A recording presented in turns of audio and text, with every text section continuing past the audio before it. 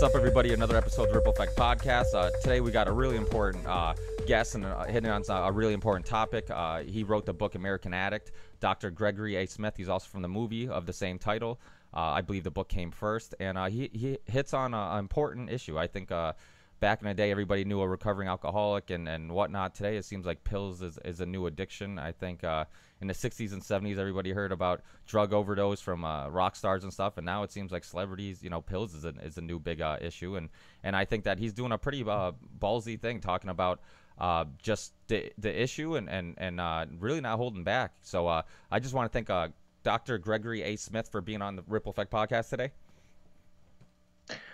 Thank you so much for having me, you guys. Appreciate it. Hey, thanks. Hey, just one statistic that you've mentioned a lot in interviews and in the movie, and I think it's really important because I think it kind of highlights how big of an issue this is the fact that the U.S. is 5% of the world's population, and I think we consume 80% of the world's prescriptions or something like it's similar to that. Well, it's 80% of the world's prescription hydrocodone, which are drugs like Vicodin and Norco, and 50% of the world's prescriptions in general, which is insane. I mean, there's no way that this is just a coincidence. This is a purposeful thing. It's by design, and if people don't know this information to protect themselves, it's going to reap havoc on their lives and the people that they care about. And why? I mean, I know that one thing that people don't realize is that we're one of two countries, I believe, that actually can market directly to consumers. Is that correct? Right. That is correct. Yeah. Yes. So that's a huge issue. I forget. I don't know if it was Bill Maher or some comedian once said, he's like, once you, before your doctors used to tell you what to take, and now you go to doctors suggesting, prescriptions, and now, basically they've become your drug dealer when you do that. And I think that's a huge issue because, and you've hit it on your in your movie, the idea that they kind of there's a pill for almost everything, whatever the issues. I mean, you look at low T, and you talked about it in your movie, and it's funny because I've used that as an example in the past before, that low T was just considered aging. It was considered getting old. And now, Yeah. And now they called a issue or something you need to be treated for. And now they, obviously they come out with whatever it is, that cream that gives women mustaches or whatever it is. And so it seems like they're just constantly looking for something. They're not even really curing things. They're just trying to treat things, and it seems like that's the focus. And do you think that basically the issue is the fact that it's a corporation, that people have to realize that even though it's in a medical field and these medicines were designed to, I guess in theory, help people, behind that, it's still a corporation that the sole purpose is to make money. And it's not about, how they make money or whatnot. It's about quarterly gains. It's about making money. And do you think that ends up trumping profits, ends up trumping morals, and then that ends up causing all these other issues? That is, in a nutshell, yes. What you have here is a situation where in the pharmaceutical companies, FDA, the media, wherever you look, and these are all closely integrated to cause this sort of over-medicalization of our population. And I always tell people that I'm not going around just vilifying the pharmaceutical companies and the FDA. It's easy to because there's a lot of bad things that have been done, but there's a lot of good people that work in these corporations. They're just trying to make their paycheck and have a living like anybody else. But when you go up to the top levels of these corporations, there is an agenda that's often played out, and this is what you see where profits and shareholders and earnings start to overrun what's good for the general public. So it's fine if you're selling, screwdrivers or something like that, but when you're selling medications that people are depending on for their health and they're trusting the doctors that are giving it to them, this is where it becomes a problem. And no one's ever gone to jail or anything for some of the criminal acts that have occurred from the pharmaceutical companies. And the thing is that the relationship between the FDA and the pharmaceutical companies is ridiculous. I said a couple weeks ago, I don't know if I was on Coast to Coast or some whatever show, but it was right after the Super Bowl, and I said that how ridiculous would it be if we were watching Seattle and the Denver Broncos, and right before kickoff, Denver announced that they were giving all the referees a $100,000 bonus out of their own pocket to because they're going to do such a good job reffing the game. well, people would be up in arms. No one would even let the game play out. How ridiculous for the Broncos to be paying the referees who are going to oversee the game. Well, the same thing has been going on for years with the FDA and the pharmaceutical companies, and no one seems to understand how ludicrous and it's just ridiculous where they're getting sometimes up to $1 billion for an application for a drug from the pharmaceutical company to the FDA, and then the FDA is supposed to turn around and just regulate that same company's medications with a clear hands, and that's just not going to happen. Common sense says that's not going to happen. And if we have time, we can talk about a brand new drug that's coming out next month. That's probably going to make OxyContin look like child's play. That came through just like this. Should never be on the market, and it's coming at us in about 30 days. Isn't that the one? I think I saw you share it on Facebook or Twitter, right? It was Yeah, I think it just got approved and Zohydro. Yeah. yeah. And it's not. I mean, what's the benefit of it? Is it? It's just a stronger version of it. Like we don't have enough issues. It's like, let's just throw some gasoline on the fire. Yeah. I mean, it's in a perfect world, it actually has an application. Because it's a long-acting hydrocodone. So hydrocodone again is the main ingredient in Vicodin, Norco, Lortabs, these type of medications.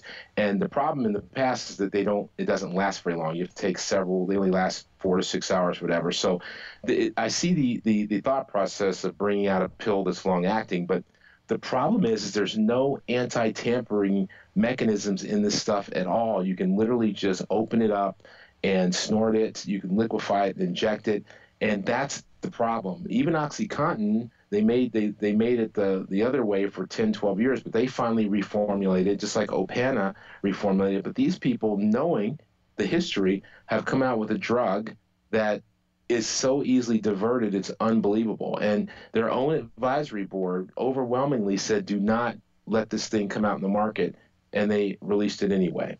Wow. And OxyContin is a huge issue. I think Florida's kind of cleaned up his act a little bit because it had to, because it was it was focused on. But I mean, they had just doctors giving it out like candy in Florida. Like you just go in and say you have a back issue, and then they're giving it out. And then I believe there's no like database where they were basically keeping up with the amount of prescriptions people were getting, so they could just go hop from doctor to doctor and just get a new prescription. And really, it's like synthetic.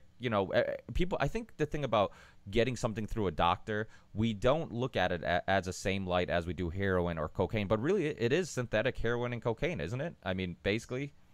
Well, when these drugs are manufactured in a laboratory, they are tweaked so that they bind the narcotic receptors very tightly. So they're designed to work. So the purpose, when they're used for the right purpose, again, if you are skiing and you break your leg, if you're in a traumatic accident, you want pain medicine, bring on the pain medicine. That's what it's for. The problem is that when it gets diverted on the street, and also used for chronic issues with no endpoint in sight. Those are the problems. But when people get this recreationally, there's a misconception that because it's a medicine that it's somehow safer or that it won't hurt them, and nothing could be further than the truth. You're getting an extremely potent medication when people snort, smoke this stuff, inject it, whatever, and it's really a lack of education that people don't realize how bad it is for them. Yeah, and I think that's a huge issue. I think people don't realize that it's a synthetic, and I think that now a lot of when a lot of drug users who are using coke or whatever, now a lot of them have probably migrated to these pharmaceutical grade drugs because one, they are pharmaceutical grade, and two, you can deal with a doctor and not a drug dealer.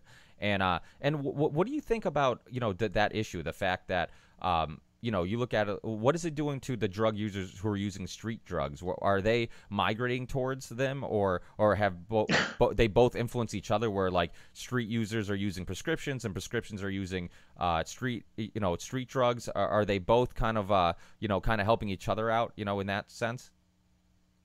Well, the drug dealers have certainly made the adjustment. I mean, they're selling the pills just like they're selling any other street drug. But what we've seen is that the OxyContin phase has really shifted and caused an explosion of heroin use because heroin's simply cheaper.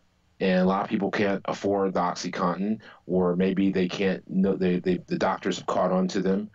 there's a variety of reasons, but they switched to heroin, and the heroin is the highest quality it's ever been because it's another subject, but our forces are overseeing this stuff coming in. Basically, when you look at how we supposedly liberated the Afghanistan areas, the people replaced their wheat fields with poppy fields because it's just way more profitable. So you can make $1 for wheat or make $10 for poppy plants. So there's pictures of our soldiers standing in the poppy fields as they're harvesting this stuff that gets basically converted to heroin and hits the streets of the United States. So, like I said, it's a different subject and a little bit of conspiracy of how that goes on. But we do know that if you go back before the war, they were supplying maybe, I don't know, 2 to 5% of the world's heroin, and now they're supplying 85, 90%. And a couple of years ago was even higher than that. Mexico's starting to bring in heroin now, but they're still overwhelmingly the world's number one supplier of heroin. So they go hand in hand. Yeah. And the United States has an insatiable appetite for drugs, and that's why everybody brings them over here. Yeah, we've talked about that on the show. How on Fox News they had they were actually televising these soldiers just guarding the poppy leaves, and it's insane because like you said, I mean, there's obviously something going on when we have so much military there and we're protecting them, but yet all this potent heroin is getting into the country. Either they're letting it happen or, and I think that's probably, that not to sound like a conspiracy theorist, but it probably is the case. And Mexico's the same thing. We're only helping the Mexican cartels by basically making coke and heroin illegal. And then these addicts who obviously need their fix and can't get it from a doctor anymore, now they need to get it from another source. Then basically you're making these other sources or these cartels rich because of that. What do you think about the idea of the experiment Portugal did and the whole idea of making decriminalizing drugs? Because I think they have a interesting perspective on things, because they look at addiction as a disease and not something that you can cure like America tries to do by throwing people in a cage and then saying, hey, when you get out you're better. And I think that they look at it as, let's focus more on, instead of punishing them, let's focus more on trying to fix their disease, their issue, and decriminalizing things. Do you think something like that would work? Do you think, well, I mean, obviously it worked there, but do you think it would work here? That's so funny you bring this up because right before, I'm in the California and Pacific Coast time, but I just had lunch before I came here with the CEO of Idrisil, a company that makes the first cannabis-based pill that I prescribe to people, and it's a great pill. And we were talking about this exact issue about what would happen if you just decriminalized all drugs, and what's happened in Portugal and some other countries. And I think it's obviously seeming to be a positive there because it's a lot smaller situation. And I think there's merits to it. I think in our country it would be very difficult to make basically all drugs legal, and it's a huge question. There's a lot of reasons for it, but certainly marijuana, I think, should be legal, period, not just medically, but just legal. It's ridiculous when all the people that are slamming against walls and fighting each other in bar fights and everything else that happens with alcohol, and all the death and destruction related to alcohol, which you can get anytime, anywhere. And then I've never seen anybody die of a marijuana overdose. They just get sleepy or tired or silly or just go eat something. So, I mean, I think it just should be legalized. But it's hard for me to get on board to legalize it all for a lot of reasons. But in smaller countries, especially when they have very high crime rates and their crime, and a lot of the politics is related between there's a link between the politics or the politicians and the crime and the police officers, etc. There's good reasons why they made it legal. It reduces the crime rate, and you can marginalize these people and actually, hopefully, in those countries, I'm not sure if they're doing this, but tax the sale of those drugs. But in this country, I think marijuana for sure, but I can't get on board for crack for everybody.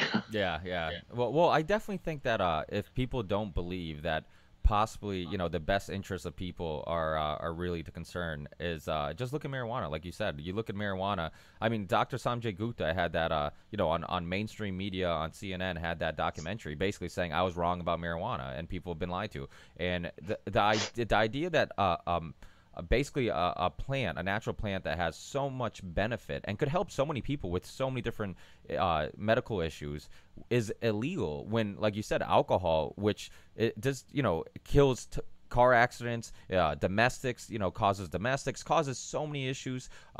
And yet that's legal and regulated, but yet marijuana is just completely illegal. So I mean, it shows that obviously there's some other interest in doing these things, and it's not just let's just do what's the best for people. And yeah, marijuana is a perfect example. I mean, and even hemp's another plant that has plenty of benefits and it doesn't get you high. I mean, there's no reason why. The first American flag was made out of hemp. Henry Ford's, I think, first production car was made out of hemp.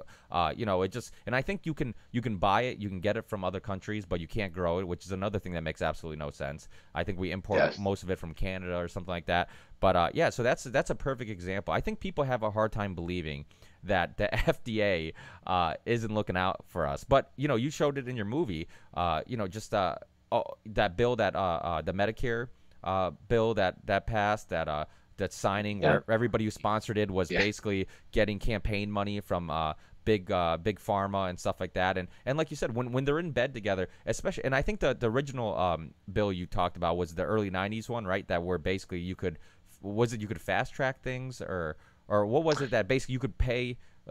It was well, that's how the thing went on steroids in terms of the FDA getting money from big pharmas when they were trying to start fast tracking drugs, like when HIV, when there was no good treatment for that and people were dying so fast. Of course, you want to have a way to fast track drugs, so that's when some of these relationships escalated. And again, the FDA. A lot of good people working there, a lot of scientists, a lot of doctors.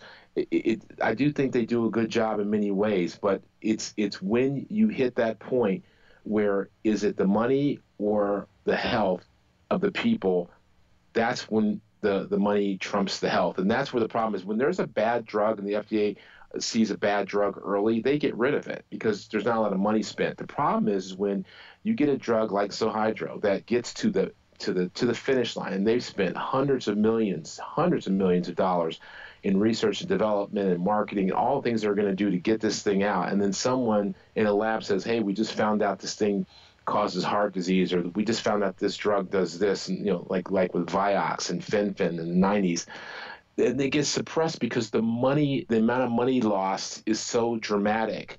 And nobody wants to say this is what happens, but this is exactly what happens, because once it happens years later and the documents are released or people get hold of the memos, and that's when you see the truth, that studies showed that Vioxx was going to do the things it did. Studies showed that the Fen-Phen would cause the cardiomyopathies and the other morbidity and mortalities. But right now, I'm sure, I mean, I'm speculating, but you can probably look at the new drugs coming out like Zohydro that's going to cause problems, and we'll probably find out after the fact that there was information suppressed, et cetera. It's really horrible. So people have to, when you look at the solutions, people really have to be responsible for themselves. That's where it starts. Educating themselves, asking the doctor, why am I getting this pill? And actually getting second opinions from alternative health providers like naturopaths or functional medicine, integrative medicine doctors, and not just going to your family doctor and blindly following what they say. Those days are over. It's just that simple. Yeah, we actually have a good friend of ours who owns a nutrition and supplement store, and he, big into vitamins and natural stuff. And he actually had an older woman work there who's 87, is in incredible health.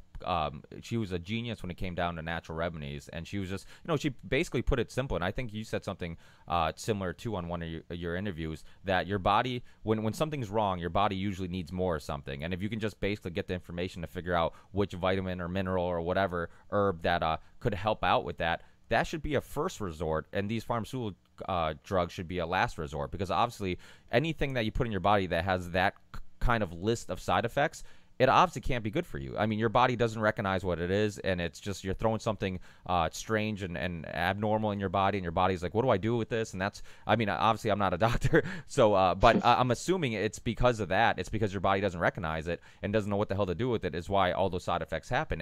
And it seems like you said, unfortunately, before we did used to go to our doctors and ask them for their opinions, but now it seems like, and it correct me if I'm wrong. Does it seem like, there's a lot of good doctors out there, but unfortunately, the problem is that you go to a nutritionist or somebody who knows about vitamins and stuff like that. They would know about that herbal stuff and could give you some good alternatives that to try first. But unfortunately, your doctor just doesn't. Obviously going to school and going to college or whatever, like you just don't get that type of information. You focus on pharmaceutical drugs and certain sips. How to Well, look who's paying. Look who's subsidizing the medical schools, the residency programs, the medical meetings. It's pharmaceutical companies. I mean, I was trained the same way, but there has to be a period of unlearning and a willingness to learn new things. And you're actually taught in medical school that other stuff is quackery. That we basically have all the answers, and we do have a lot of the answers for, again, some of the acute problems. If you need emergency trauma surgery, heart surgery, transplant surgery. I mean, there is no place you would rather be. And herbs and supplements aren't going to do anything for that. If you need a new liver, if you need a heart transplant, whatever. But when it comes to preventative medicine and chronic disease, the doctors are treating with the same sort of shotgun approach here with medication. And it's not, I don't really blame doctors, because we were not taught this. So we were taught that, okay, if the person can't sleep, then the first thing we think of is they need a sleeping pill. If they're having anxiety and panic attacks, then they need a Xanax or a Valium to calm them down. We have to unlearn that, because why are they not sleeping? Why are they anxious in the first place? If you get to the root cause of the problem, they don't need any medicine. Maybe they need some Xanax or Valium because they're having full-blown panic attacks and heart racing. But you give them that and then find out and treat the root cause. But the problem is that the pills become the solution to the problem long term. And it's great for business. As I've said many times, sick people that stay alive for a long time, like diabetes and high blood pressure, that's great for business because they keep coming back every month to get a refill. And yeah, we actually had a Dr. Brzezinski on a couple weeks ago, and I don't know if you know his work. He does Absolutely. yeah, Yes. and he's a kind of similar story, with just him kind of highlighting the issues with the FDA and just similar issues with basically focusing on treating somebody or keeping somebody on a pill. I mean, I think Chris Rock said it best. There's no money in a cure. There's money in keeping somebody on a pill. That's why I love comedy, because it's like it's a good way of getting a point It's across, true. and then if Yeah. people laugh, it's like, oh yeah, well, it makes sense too. So, but it's so true. Like if you keep somebody on a pill, it obviously it's profitable, and I think that they're not non-profit organizations. They're not, they're corporations that their sole purpose is to make money. So, I mean, unfortunately, like you said, I think the issue too is that it's not that like Pfizer or these big corporations are like there's this one evil guy on top who's making all these bad decisions. I think that there's so many different parts involved that people don't even realize what they're doing. There's somebody who's looking at quarterly gains, or somebody who's focused on marketing, and they don't see the whole picture of what it's doing to society and what it's doing to the culture, and they're creating a bunch of stuff. I mean, you look at ADHD, you look at ADD. I mean, don't get me wrong, I'm sure there's probably something to it, but I think we give out those prescriptions too fast. And when my parents were growing up, or I'm sure when yours were growing up, some kids were more hyper, some kids were less hyper. It didn't mean that the kid that was more hyper needed a pill. Some kids were smiling and in a better mood, some kids weren't in good moods. Doesn't mean that you give a pill to every little issue. And it seems like, I mean, I'm gonna watch TV later tonight, and they'll be like, "Oh, do you do podcasts? You must have this issue. Take this pill." It's like it seems like they just come up with anything to give somebody a pill for. And how does this happen? Because there's so many. Is obviously a lot of these things are backed by research and stuff like that. But I mean, like ADD, ADHD. Why isn't there more? I mean, because if somebody goes in there and says my kid's hyper, there's not really many other questions asked, I mean, and there's no, I don't believe that there's really any tests that go into it. I know that when it comes down to like depression and, you go in, you say I'm depressed, they say you have a chemical imbalance, but they don't really check which chemical is imbalanced or how imbalanced it is, or you look at it, if you have a knee issue, they don't just give you surgery. You take MRIs, you take X-rays, you try to figure out what the issue is so they can fix it. But if you have some of these other issues, they just give you a pill without ever really trying to figure out and pinpointing what's causing it and what the issue is. And why is that? Do you think that it's by design? You think it's just Well, yeah. Psychological issues and mental issues are always been very subjective to the physician or the healthcare providers looking at it, and there are lots of different forms and inventories of questions that are used to try and determine what a patient's problem is, but again, we are in a situation where the pharmaceutical is the first option. So when you look at the attention deficit disorders and what's going on in children, you have very young children super medicated at school. It is so harmful. It's beyond belief. And sometimes you have to just look at what's going on at home or why, again, get to the root cause. Are there some kids that need that medicine? Absolutely. But the majority, in my opinion, and in the opinion of experts, and we had a few in our film, that is over medicated. And here's the thing that's really crazy, and we did not, and this is one of the things that we're covering in the second film, and that is the link between crime and these mass murders, these mass shootings at schools and things like this with these drugs, psychotropic drugs. And the links are staggering. I mean, it's like you can go down for the last 20 or 30 years, almost every crazy mass shooting, whether it's Sandy Hook, the Batman shooting, Yeah. Batman shooting, these people were all on psychotropic drugs, but yet the mainstream media wants to blame the guns and give it another way to say everyone needs to turn their guns in, and the guns are not the problem. Problem with these people are medicated, and when you give young people, especially children, adolescents, and teenagers, these medications, they have more of an effect than giving it on an adult because their brains are still developing. So you cause permanent brain damage, literally, to these kids. And when they get older, they get even more susceptible to have problems. Now, you could get doctors, psychiatrists hearing this will be probably screaming into their computer, radio, whatever, when they hear me say this. But it's not because I'm bashing what they do. But I'm not bashing them because they're doing what they were taught. But if they start to open their minds and look at the research in total, and not just what comes to into their email boxes from the journals, but look at what other people, especially other countries, have done, it's overwhelming that these things are bad. Just like overwhelming evidence of the problems with vaccines, but it's ignored because big money's at play here. Just imagine if everyone decided we're not going to vaccinate our children anymore, how much money would be lost every year. That is automatic money. Same thing with these pills. So you're cutting out all of industry, whole entire industries, if you actually get to the root cause of the problem. But medicating kids with these drugs is criminal. It's horrible. Yeah, Horrible. that mass shooting thing. You're right. That's another thing that I've brought up before. Was I don't think people realize that all these kids were on something, and to say that there's not a link to it. I think it was Joe Rogan who said that we're hiding our mental illness issue, our prescription drug issue, with a gun issue, and that's what it seems like. It seems like we're focusing on the gun, but guess what?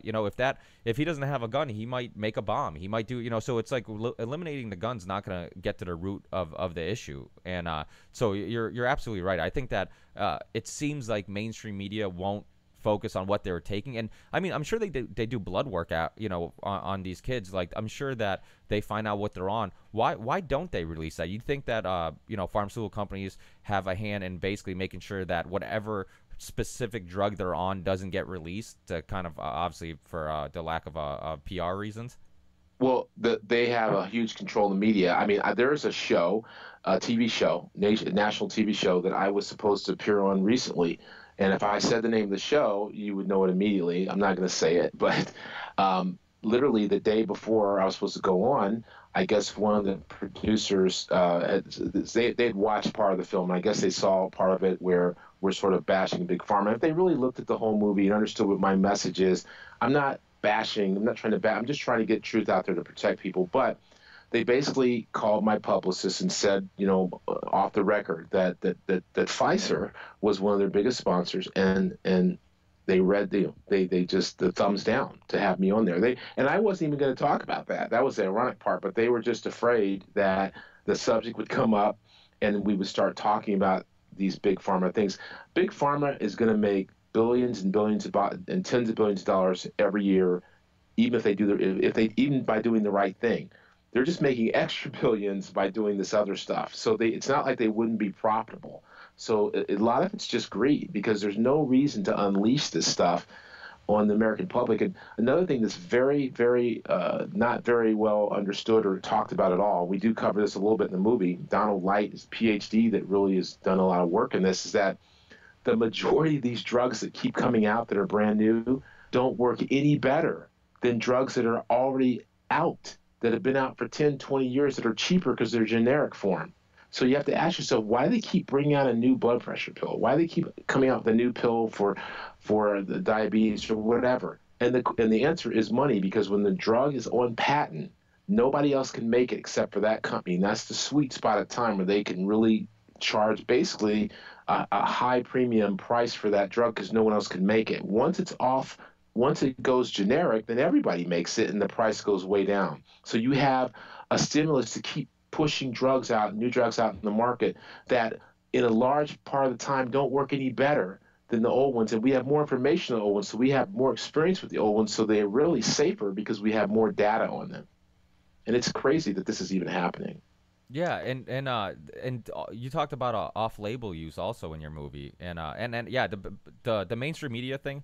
I saw you guys on RT with Breaking the Set, Abby Martin. That was awesome because that's one of the few shows that it still kind of gets real stories on and hits on real topics. So that was really cool. But yeah, I mean, people have to realize that mainstream media, they're too busy talking about the Kardashians or whatever, and they don't focus on these issues. And especially as big as the pill issue has become, I mean, it's become, I think, a huge percentage of people or accidental deaths are from overdoses. I know it lowers life expectancy. I know that I read something recently about it being like a gateway to like how more likely kids are to end up using heroin or coke or ecstasy or alcohol if they're on prescription drugs. And so I just think that the fact that it's not focused on is insane, because I mean we like to bash marijuana. You'll get the Bill O'Reillys and whoever or the Nancy Graces who will bash marijuana, but then 2 seconds later there'll be a commercial for some pill that has these crazy side effects, and it's just normal, and it's no big deal, and so it's definitely a huge issue. I'm glad that because your book came out first, right? You did the book and then the movie came out after. Actually, the book isn't even out yet. I stopped writing the book when we started doing the movie. So the book is actually going to come out like in June, and the book, the two movies and the book, they're all different, even though they sort of obviously have the same title. They all have different information. The book is really more about exposing these, but really more what individuals can do to help themselves. And that will be announced and put out on our website and everywhere else when it comes out. But it's due out in early June at this point. But you bring up a great points about this, and you said something interesting a second ago about why is the mainstream media, why aren't they telling us this? And the answer, you have to look at that and go, why aren't they telling us? Is it just money? Is there a more sinister agenda? One of the things that I cover in the book that is coming out is that I talk about the distracted society that we live in. Everybody has so much stimulus. Dr. Russell Blaylock, who I think is a very brilliant guy, I'm sure you've probably seen him speak. He's been on a lot of programs, a lot of alternative media. He says that we're getting entertained to death, and he's right. I mean, between the movies and TV and sports and Facebook and this and that, people can't focus on what's really happening in front of them. So people can do bad things to people in secret, even though it's in plain sight. And I think that the medications play a role in this. When you have 70% of Americans that are taking at least one prescription pill a day and 50% of Americans are taking 2 or more pills a day, it's not just the addiction part of it, but it's the part of these medications that can affect people's cognitive abilities. People are often in a cloud or in a zone. So you can get more over people when they're distracted. And I think this is an enormous problem.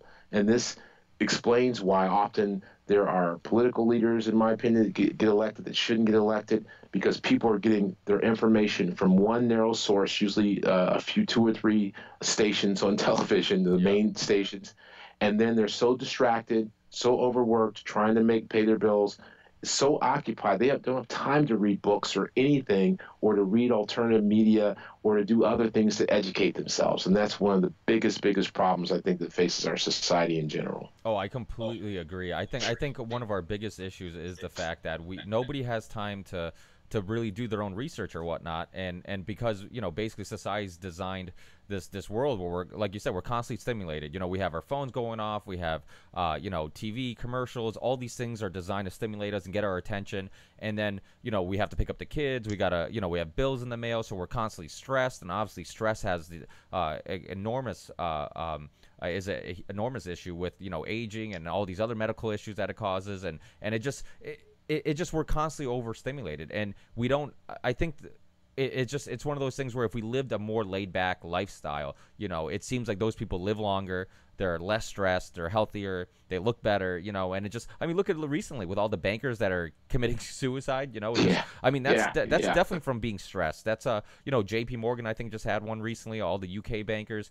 These guys are just, one guy worked, I think, 21 hours 3 days in a row, then he killed himself. If I was working 21 hours for 3 days, I'd probably kill myself too. I mean, that sounds like an awful lifestyle, and it's insane. It's just, I think that the way society's designed things is just we're constantly we're constantly overstimulated all the time, have no time to breathe, no time to think. And democracy and only works when people get the right information. Like you said, most of us only have time to throw on CNN or Fox News or MSNBC in the background, and while we're cooking or cleaning or going through our bills and managing things. And so we're just getting whatever news is fed to us without ever doing any real research on any of that stuff that's being fed to us. And that's a huge issue because people aren't informed. And I know I have some people that say, oh, well, people are dumb, they should do their research. But I'm like, honestly, unfortunately, we live in a world where we put people in debt early. We're convincing people that what type of car you have is more important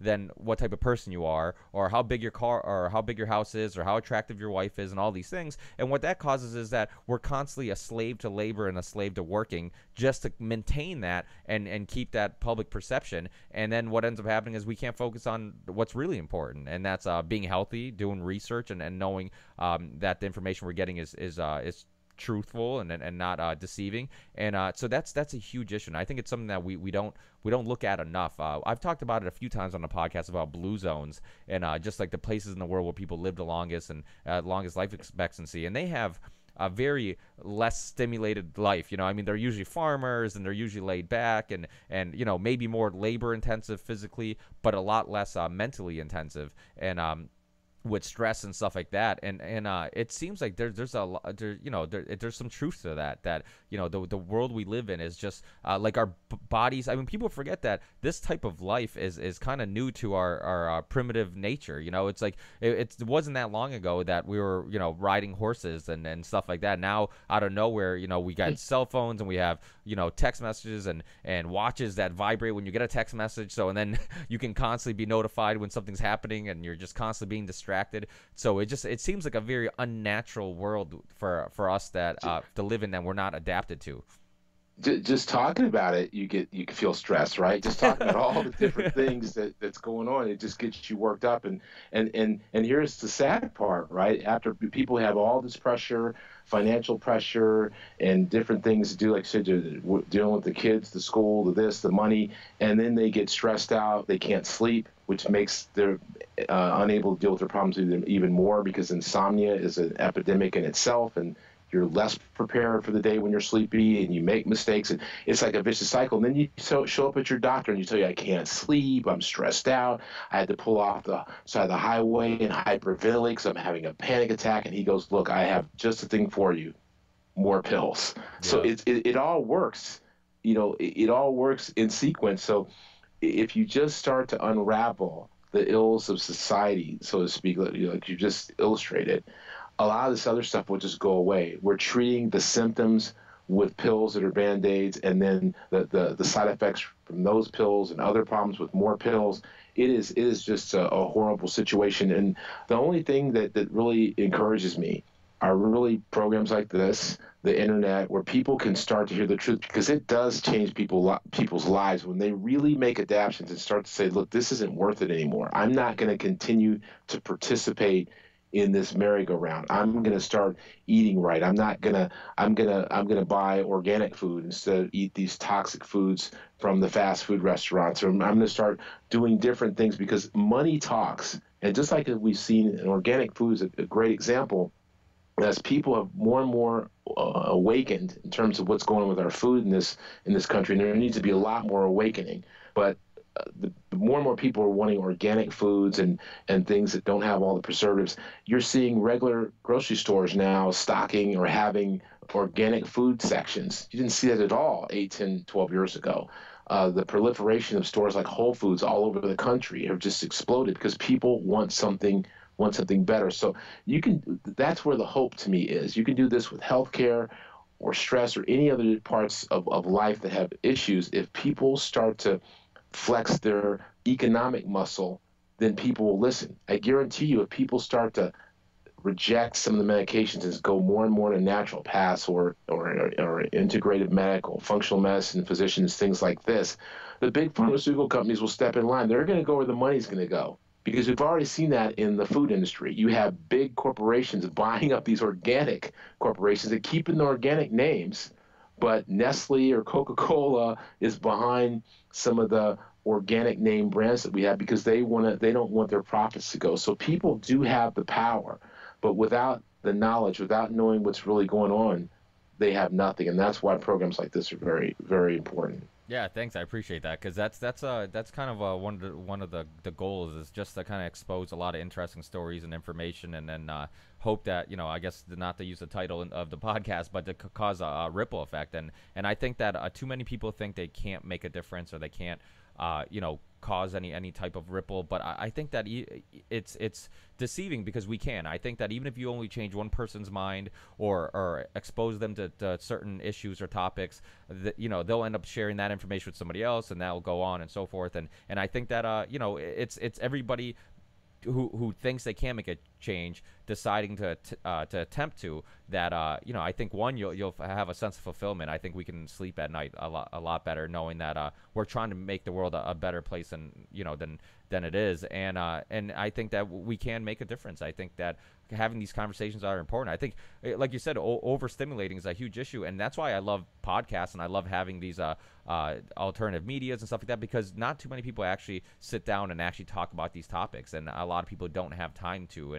and so it's good to it's almost, we talked about, because my co-host Dave's a big yoga guy, and we talk about how, I think the reason why yoga got popular is because people don't have any time to relax and meditate and kind of reflect and kind of, inhale and exhale and kind of forget about their issues. And I think yoga is a big, one of the big trends because of that. And like you said, corporations only care about money. They'll go where trends go. I have a buddy who couldn't find gluten-free anything because he was allergic to gluten for a long time, and now because there's money in gluten-free stuff and because it's kind of got trendy, now he's like, now there's a whole section in a store for gluten-free stuff. And like you said, the GMOs and stuff like that, like and it's same thing happened with tobacco. I think I was reading somewhere where tobacco companies have gone into the electric cigarette business just because so the first they were selling you one thing, now they're selling you the competitor because they, like you said, they only care about profit. So they follow the money. Yeah, they follow the money. Very, very, very true. I couldn't agree more. And I think that all these things to me play into a larger picture. And when people really start to connect all these dots, that it's a matter of control. And when people are medicated and they're eating bad food and they're constantly distracted and they're being worked to death just to pay the bills, they can be easily controlled. And I think that's the danger. And when you see a lot of things that happen in politics, and then they do these polls and they say, well, the majority of people don't want this, but the law was still passed, or the majority of people think that the Congress or the president and all these people are doing a bad job, but they're still in office. You have to understand why, because when it comes time to vote or when it comes time to act, then they are very good at running these ads on the mainstream media, and that's where most people are getting their information. So people lockstep and go ahead and elect people once again that often do the same or even worse than the predecessors. But if people had a little time per day, and you mentioned meditation, things like that, 30 to 60 minutes a day of people sitting in silence, especially if you do it in the morning when you first get up. Close your eyes, deep breathe. You can call it meditating, praying, whatever you want, but relaxation techniques, you get a lot of insight into yourself and into how you want to conduct the rest of that day. And I always say to myself, win the day, live in the present moment, win that particular day. And as time goes on, you accumulate more winning days and you can actually accomplish something. And when you take that time to clear your mind and to relax yourself, then you can start to say, well, maybe I can take another 30 minutes and I can read this book, or maybe I can take another 30 minutes and listen to some alternative media to get the other perspective than what ABC or Fox or CNN or MSNBC gave me.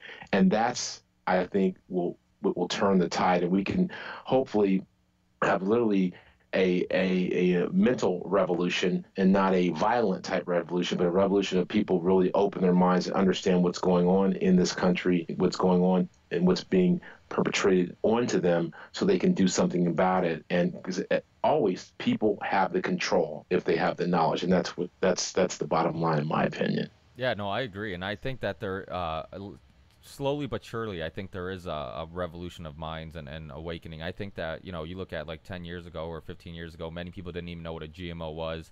A lot of people didn't realize all these issues we had with pills and stuff like that. And I think that little by little we are, people, and we do have the capability with all the technology today to basically use it for good and do our own research. And when you were growing up, or I was growing up, if we wanted to research something, a lot of times we had to go to a library and look up a book. Where today, I mean, we don't pay for anything. You can get all this information for free online, and you can research any issue whatsoever. And I think people have to use that. I think people are using that. I think there are a lot of people. I mean, you go online and you see grassroots people just putting together groups that are fighting GMOs or fighting Monsanto or fighting, prescription pills or whatever. And I think that it's happening because, I mean, it is connecting us. So I think that's a plus. I mean, if we grew up in the 80s, we could never have a podcast with somebody from LA. We've had people on from Japan, Absolutely. from Japan and stuff. So it's awesome. So I think people just have to use it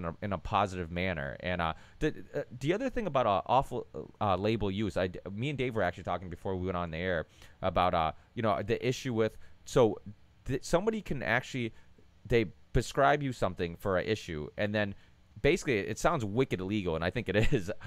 They can basically, I mean, how do you get it through to a doctor to sell them the idea of maybe, hey, this also works for this? But there's also some prescription drugs that weren't even designed for what they're popular for now too, right? That's happened too, right?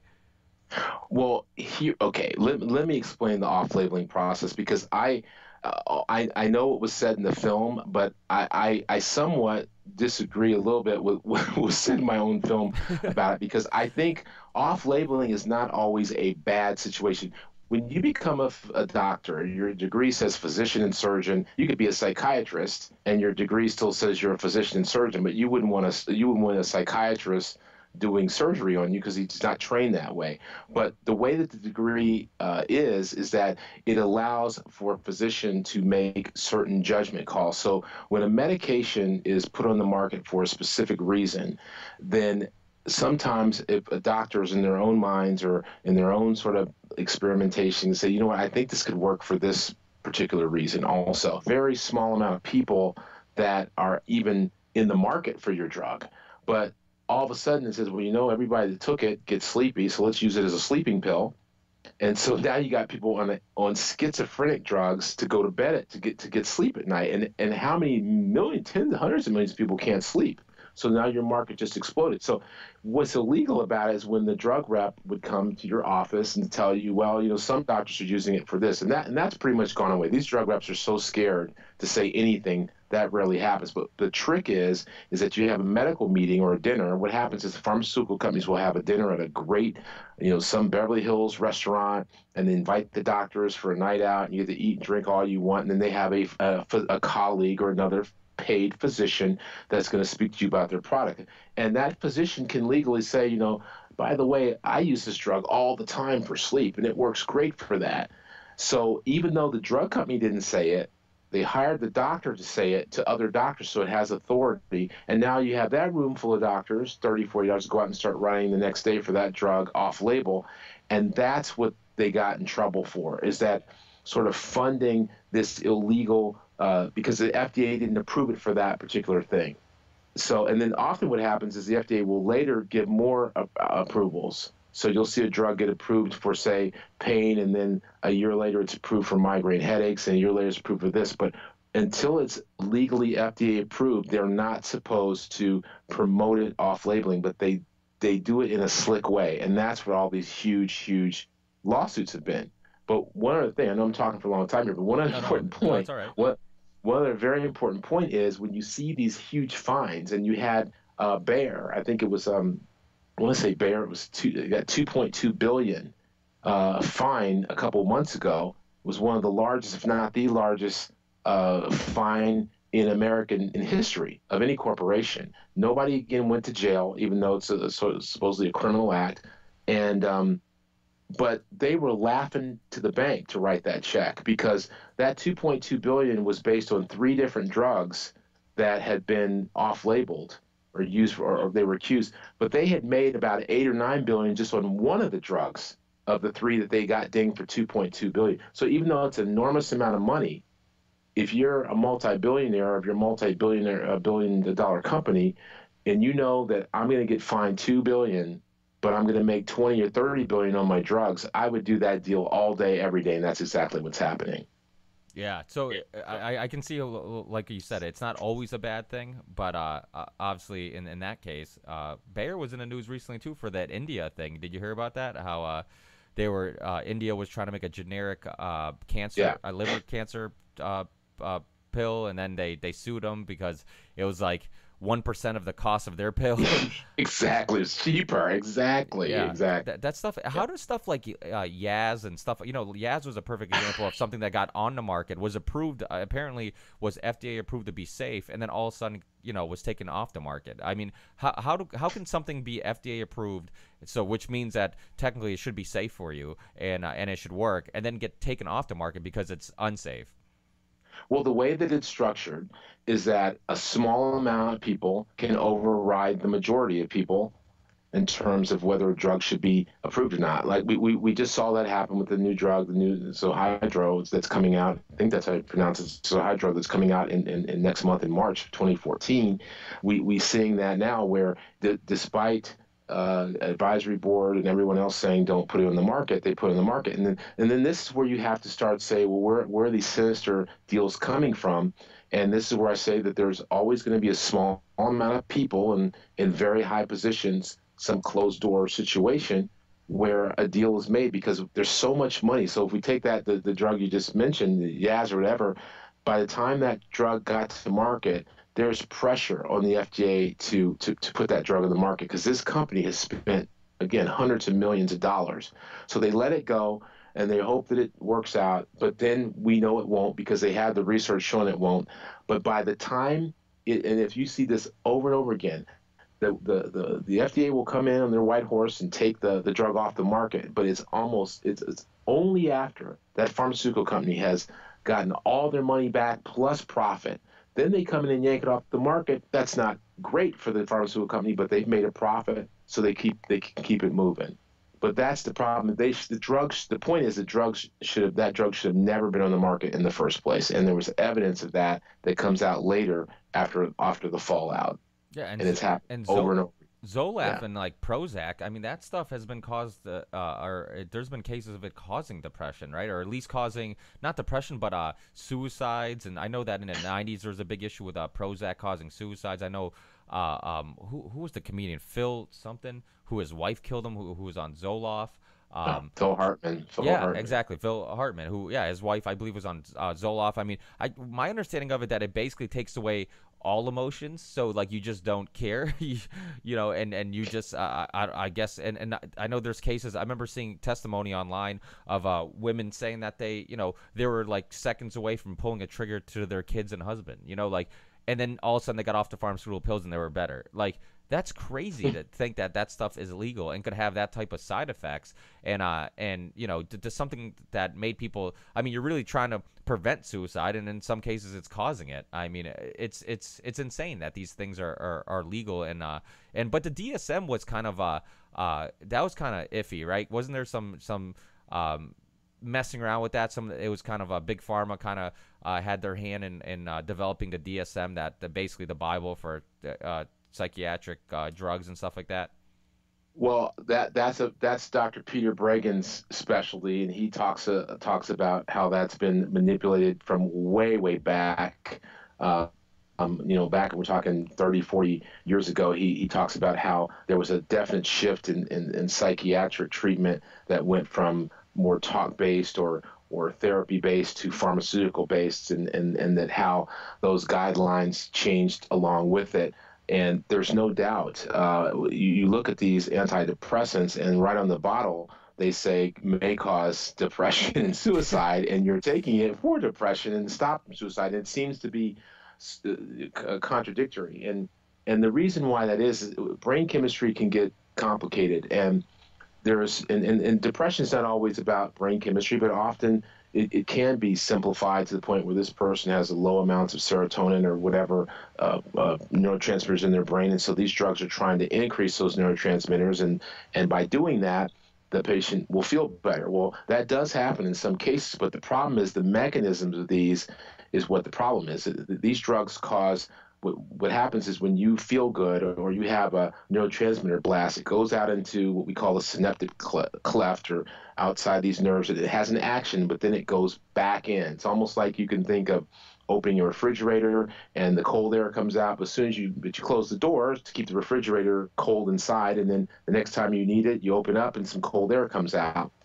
Well, these drugs say, well, we're going to block that door from opening. So once that serotonin's out in your body, it's just going to stay out. So it overstimulates it. And sometimes that has negative effects, like people have all kinds of other mental issues, including suicide. If you give someone something natural like 5-HTP, which is a precursor to serotonin, it's natural.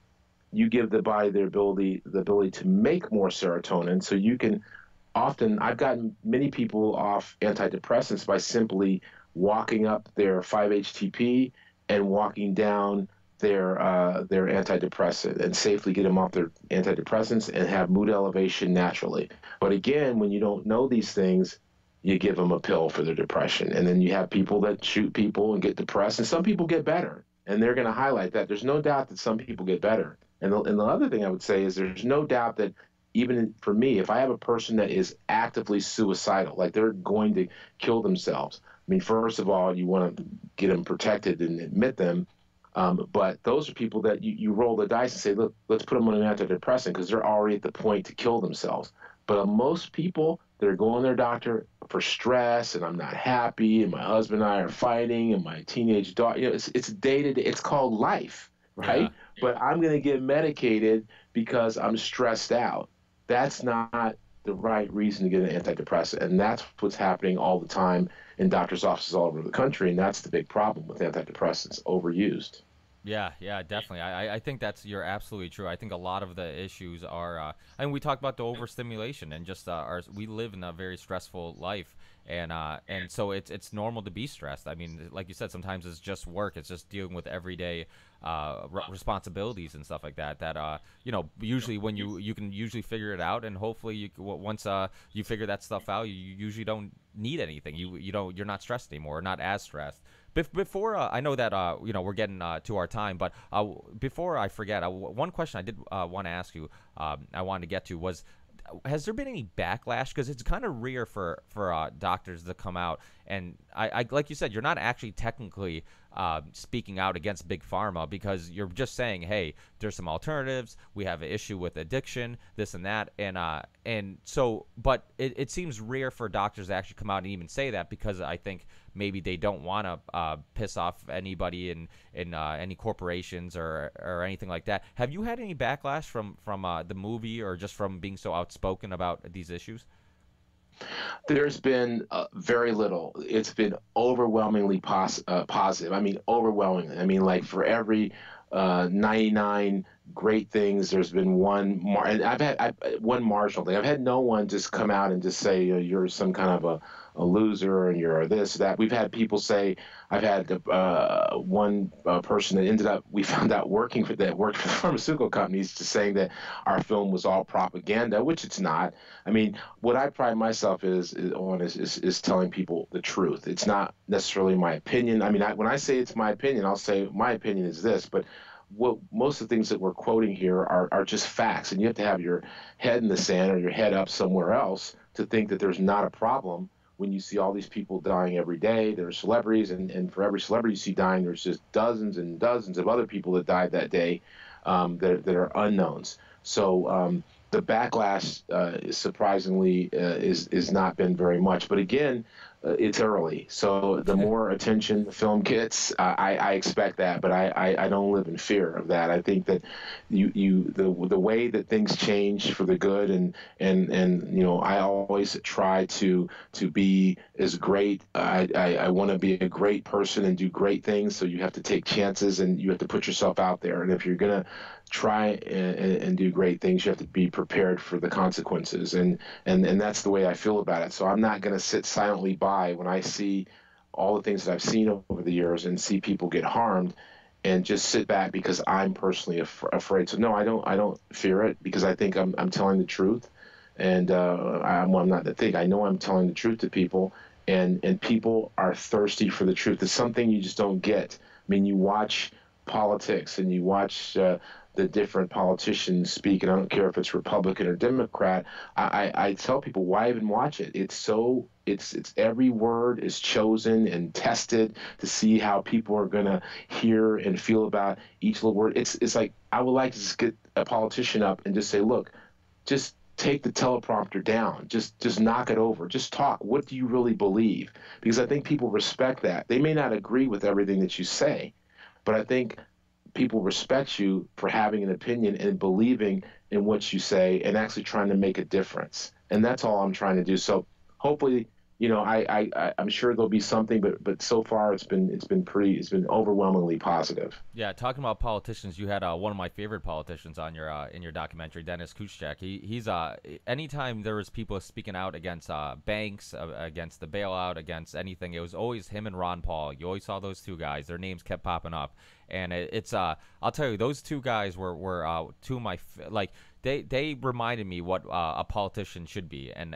what they stood for, and so it was cool to see them in your film, because I'm a huge fan of his, and I'm not surprised that he was willing to do your film and outspoken, and because that's his style. He's the same way, just kind of to kind of tell the truth. And him and Ron Paul were a perfect example of the fact that they both saw eye to eye on many issues, and they're both from two different political parties. So I think Exactly. so sometimes we have to just ignore political parties, because like you said, it's all it's it's PR reasons. It's they do this let's argue about gay rights or this and that, but let's not focus on the real issues, and just to get people to pick a side. And then once you pick a side, you're not open-minded, because obviously you're only going to agree with whatever your political party says. So it just, and really, at the end of the day, they all get money from the same people. Obama gets money from banks. Mitt Romney got money from banks. So everybody gets money from the same people. So I think it's just this thing that eventually we have to kind of wake up and realize that, we probably need a third party to kind of get rid of this issue we have with our political party. I know the UK has a huge issue with just a lack of people voting. I mean, it's like some ridiculous amount of, I think it's like 10% of people come out and vote, something insane. I might be making that up, but I know it was something that was really, really low, and it's one of those things where people just don't care. They know that it doesn't matter who you vote for. I mean, you look at America, pretty similar. I mean, it didn't matter who was in power the last two presidents. I mean, they both kind of have the same policies. Nothing really has really changed, and yet they still do a great job getting us arguing with each other about Democrats and Republicans, or conservatives or liberals. And I think at the end of the day, you're right. I think people just we care about other people. We care about getting the truth out. And if we just focus on the issues without the blue and the red kind of separating us, I think we probably would agree. I just think that they've done a great job of separating us with those issues. So you're absolutely right. And so definitely check out his movie. His book, is it ever going to come out, or are you just going to be like... It's been delayed, but no, June 15th. But if people go to AmericanAddictTheMovie.com, AmericanAddictTheMovie.com, that website has hyperlinks to Netflix and iTunes and everything else. And it has information about the book, the second American Addict 2.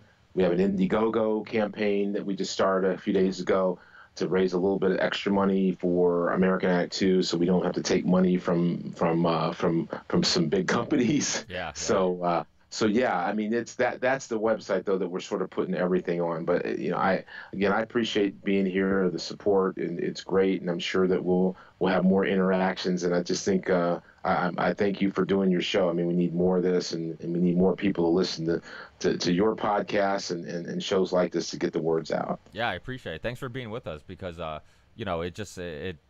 it's awesome to get somebody on who's qualified to talk about these issues, because obviously we do our own reading and our own researching, but I think when somebody hears it from an actual doctor's mouth, I think it hits them and they realize it's not just trying to sell somebody conspiracy theory or propaganda or whatnot, but it really is a huge issue. And like we said, I don't know if we said before we went on air or when we started recording, but everybody knows somebody who has a pill issue. That's how common it is. Yes. Today everybody knows somebody who's been in a rehab for it or has had some addiction to it. So definitely check out the movie. I saw it on Netflix. It's available on Netflix. Like you said, it's also available on iTunes. Anywhere you can get it or get stream movies and stuff, you can find it. And it's really good. It talks about, it gets deeper in all the topics we hit on, like off-label use and all that stuff, and really has some really smart people hitting on these issues. So thanks again, Dr. Smith. I really appreciate you being with us. And hopefully when the second one comes out, maybe we'll have you on again to talk about some of the stuff you hit on there. I would love to. I appreciate it. Thank you very much. Hey, thanks, Dr. Smith. Hey, enjoy the rest of your Friday and keep in touch. You got it. Thanks. Bye.